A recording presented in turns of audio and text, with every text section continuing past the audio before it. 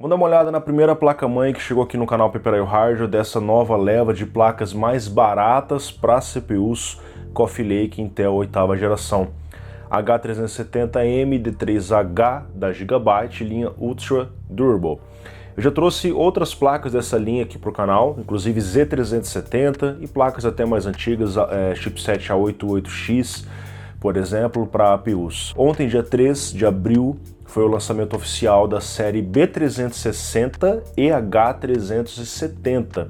Eles demoraram bastante para liberar essas placas para o mercado, né? Já tem CPUs Intel Coffee Lake já faz pelo menos 6 meses, e quem pretendia montar o i3-8100, que é um CPU interessante, o i5-8400, já tem review aqui no canal, era obrigado a comprar uma placa Z370, que é uma placa para overclock, para SLI, para recursos mais avançados, que muitas das vezes o cara que comprou um i3 ou um i5 não vai querer fazer. Bom, vamos então fazer um unboxing nessa placa, não vou demorar muito nessa parte. A caixa simples, segue o mesmo padrão das caixas da Gigabyte. Aqui na parte de trás você vai ver os recursos, inclusive um recurso novo que é o Intel CNVI Wi-Fi, depois eu vou falar um pouco mais sobre ele. E quando você abre, você dá de cara com dois cabos SATAs, a placa num plástico antistático. Eu vou tirar ela aqui. E por baixo dessa caixa da placa, você vai ter um manual de instruções apenas no idioma inglês, o DVD de drivers. Como a placa é lançamento, provavelmente você vai precisar usar esse DVD. Eu mesmo, quando fui instalar o Windows nela, ele não reconheceu drive de rede, não reconheceu nada. E o espelho traseiro, apenas isso. Vamos lá agora dar uma olhada mais aprofundada nessa placa.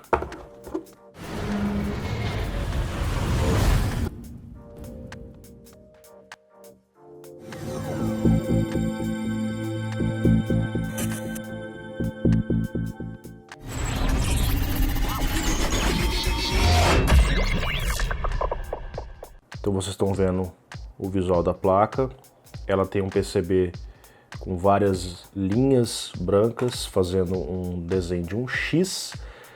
PCB na cor marrom, dimensões aqui da Micro ATX, 24x4 por 23 centímetros. As inscrições na placa são na cor cinza, né? Um cinzinho um pouco mais fraco, dá para enxergar perfeitamente, embora o visual não me pareça muito clean. Mas a Gigabyte, como é conhecida, sempre coloca as informações bem destacáveis dentro de alguns componentes como USB, USB 3, a conexão conexão de áudio, enfim, para facilitar a vida do usuário. Headers para fãs, essa placa não tem aquele tradicional headerzinho aqui no canto, porém ela vai ter um header aqui em cima, o System Fan 1, o CPU Fan, é claro, o System Fan 2 vai estar aqui, System Fan 3 vai estar exatamente aqui, e é só, são apenas 4 headers para fãs, ok? Bom, aqui nós temos o socket LGA 1151, vocês já conhecem muito bem esse socket, né? É o famoso LGA aí do Skylake, Kaby Lake, mas como vocês sabem, a Intel não deu suporte oficial para usar CPUs de 6ª e 7ª nessa placa, ou você usar os CPUs de 8ª nas placas de 6ª e 7ª geração, embora a comunidade acabou desenvolvendo BIOS para permitir que você faça isso. Então isso prova que poderia haver o suporte aqui caso a Intel quisesse. Vamos dar uma olhada em detalhes no VRM, que é, na minha opinião, um dos principais circuitos da placa.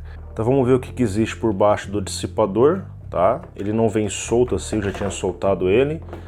Esse aqui é o dissipador da Gigabyte, bem simples, nada muito chamativo, é de metal, né, para fazer o contato ali com a área dos MOSFETs, que esquenta bastante.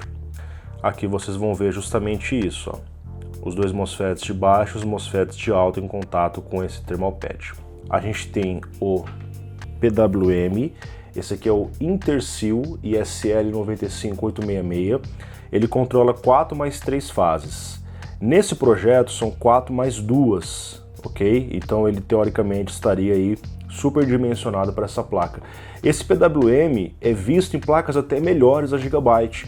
Eu cito, por exemplo, a Z270X Game, a Z370 XP CLI, que eu tenho aqui no canal, que eu fiz um unboxing. e a Z370 Wi-Fi TX. Então isso é um bom sinal, eles estão colocando componentes de placas que fazem overclock, de placas melhores. Esse VRM da Gigabyte também está superdimensionado, porque são MOSFETs que a gente encontra em placas melhores da Gigabyte, placa Z, para você fazer overclock, assim como o caso ali do PWM. Então, esses dois MOSFETs aqui são de baixa, tá? Eles são ON-SEMI, né? ON semicondutores 4C06N, que trabalha com 69 amperes e tolerância 125 graus. Esse aqui é o MOSFET de alta, que vai receber a maior carga. Ele é o ON-SEMI também, 4C010N, tá? Trabalha aí a 46 amperes, tem a mesma tolerância. Então são 3 MOSFETs por fase. Essa área de MOSFETs precisa de dissipação ativa por se tratar da alimentação do processador. Já essa área aqui de cima, observem que ela não tem dissipação, porque é uma área que não é tão crítica, já que essas duas bobinas e esse conjunto de 2 MOSFETs por fase alimentam a GPU integrada. Então é uma área bem mais tranquila. Em muitos casos as pessoas nem vão utilizar os gráficos integrados. Os MOSFETs são basicamente os mesmos da ON-SEMI, tá? E aqui você completa então o VRM de 4 mais 2 fases para os gráficos, e se você olhar aqui nessa área do canto, você vê o VRM da memória. Você tem mais um PWM, nesse caso aqui de uma única fase, e 3 MOSFETs para cuidar aqui das memórias, e sim, são os mesmos MOSFETs que a gente encontrou lá no circuito do processador 4C06N da ON-SEMI. Então aqui você tem o VRM de 4 mais 2 fases, mais uma fase para a memória. Bom, vamos dar uma olhada então aqui no circuito de memória RAM, são 4 slots, né? O Dual Channel ativa nas cores pares, aqui nas mesmas cores, permite aqui 64 GB de RAM até 2666 MHz. Eu tentei colocar a memória acima de 2666 e não foi possível. Eu tanto não consegui ativar o XMP acima de 2666, em módulos 3000, 3600 que eu testei aqui não ativou, ele ativou apenas a 2666. Eu também não consegui manualmente alterar o multiplicador da memória e tampouco alterar o BCLK, que originalmente é 100 MHz nessa placa. Ok? Então ela não faz overclock no CPU e também na memória. Mesmo assim, a 2666 já é um setup interessante, até porque as pessoas vão provavelmente colocar aqui um i3, um i5, e testando ali, por exemplo, no Aira 64, eu consegui quase 40 GB por segundo de leitura e escrita na memória RAM com a latência em 57 nanosegundos, que é um resultado bem interessante, ok?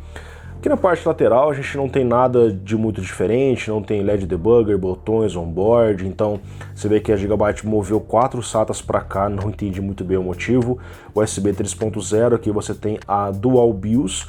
Aqui na parte de baixo você vê o Clear CMOS, os headers do painel frontal, as duas headers USB 3.0 frontal para você usar também coolers em alguns casos, e as conexões padrão que todas as placas têm, inclusive o áudio. E você deve estar estranhando, caramba Lucas, uma placa básica com 3 M2, é isso mesmo? Na verdade são apenas 2 M2. Esse aqui é uma entrada para você conectar um novo dispositivo chamado Intel CNVI, que é vendido à parte. O chipset B360, H370 e H310 trouxeram de uma forma integrada uma rede Wi-Fi. Quando você conecta o dispositivo que é vendido à parte, ele proporciona uma rede Wi-Fi gigabit, tá? Bem rápida. Aqui então a gente vai ter as duas conexões M2, tá? Essa aqui permite o maior tamanho possível, aqui, que é o 110, essa aqui permite até o 80.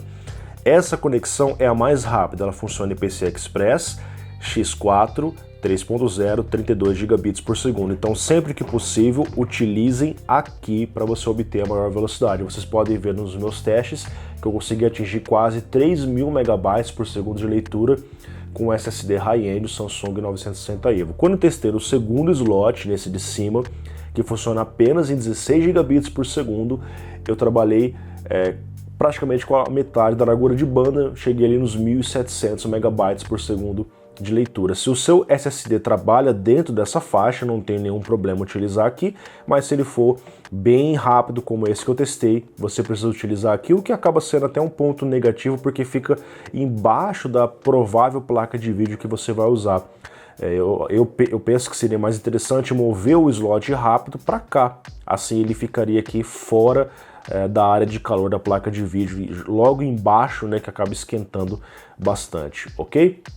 Bom, então o slots PCI Express aqui é um arranjo muito simples, são apenas 3 slots. O primeiro é x16, observe que eles têm aqui alguns pinos extras para fortalecer o slot, tem alguns pontos de soldas extras também, embora não seja aquele slot com reforço metálico.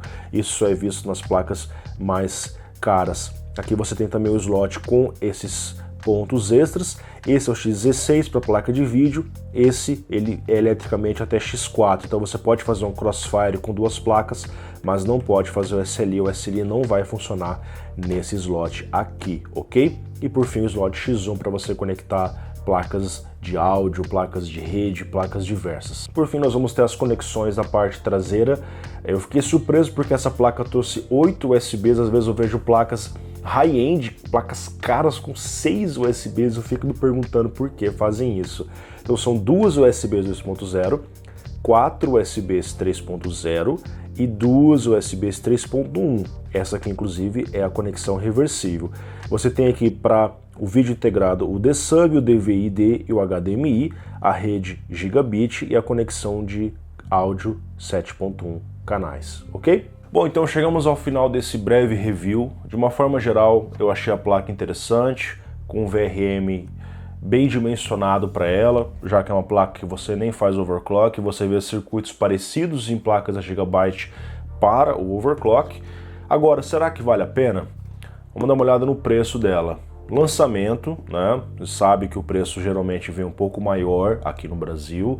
Lá fora eles seguem um padrão entre lojas Newegg, Amazon, por exemplo. Na loja Terabyte Shop, que é parceira do canal, a H370M D3H está custando R$ 689. Isso deixa a placa perigosamente próxima de versões Z370, que começam a partir dos R$ 700, R$ 720.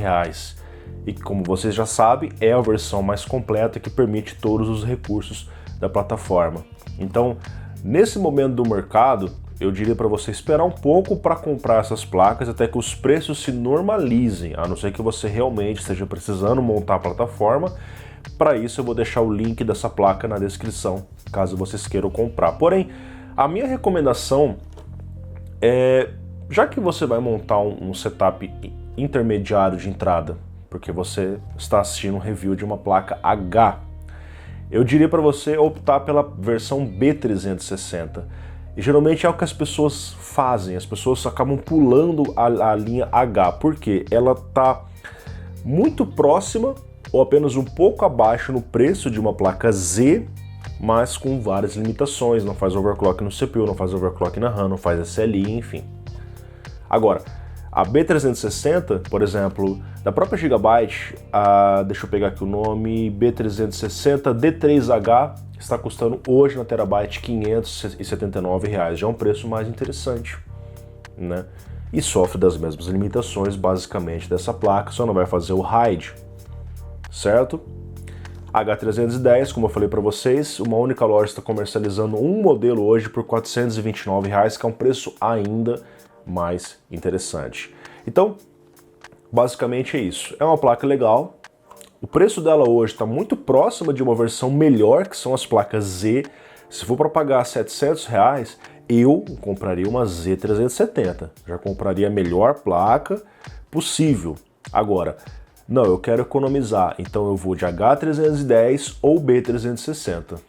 Tipicamente eu iria de H310. A não ser que eu precise de colocar mais memória, mais SATAs, mais USBs, que é basicamente o que vai diferenciar essas placas. Recursos, quantidade de componentes para você utilizar na placa-mãe. O desempenho em si é muito parecido, tá? Quanto a isso, não precisa se preocupar. Então, pessoal, é isso. Espero que vocês tenham gostado. Essa aqui é uma placa-mãe bem interessante. Em breve eu devo receber B360 e H310 também. Um grande abraço e até mais.